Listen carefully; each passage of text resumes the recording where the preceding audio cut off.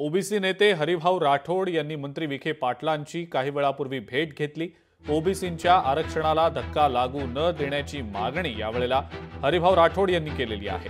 Maratha Kunbi वादासंदर्भात formula असल्याचा दावा देखील त्यांनी केलेला आहे। 27% आरक्षणाची विभागणी करण्याची मागणी त्यांनी केलेली आहे।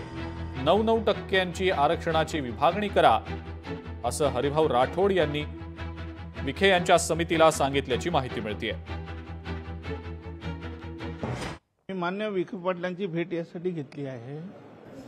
माझं म्हणणं आहे की ओबीसीला धक्का न लागता आरक्षण देता येईल, त्यासाठी आपल्याला कर्पूरी ठाकूर फॉर्म्युला जो वेल नोन फॉर्म्युला आहे तोच धागा पकडून पुढे जायचं। आपल्याला कुणबी मराठ्याला वेगळं द्या आणि त्यानंतर जी भीती आहे म्हणजे आमच्या लहान लहान जातीला की आरक्षणामध्ये मराठा येईल, मग आमचे सरपंच होणार नाही, आमचे कोणी जिल्हा परिषदमध्ये होणार नाही, असं काही नाही। आपण 27% आरक्षण आपल्याकडे आहे, त्याचं 9% जर केलं तर 9% भटक्यामुक्तांना, 9% बाराबोलीतेदार आणि ओबीसींना आणि 9% कुणबी मराठ्यांना जर दिलं तर सगळ्यांना अकोमोडेट करता येईल।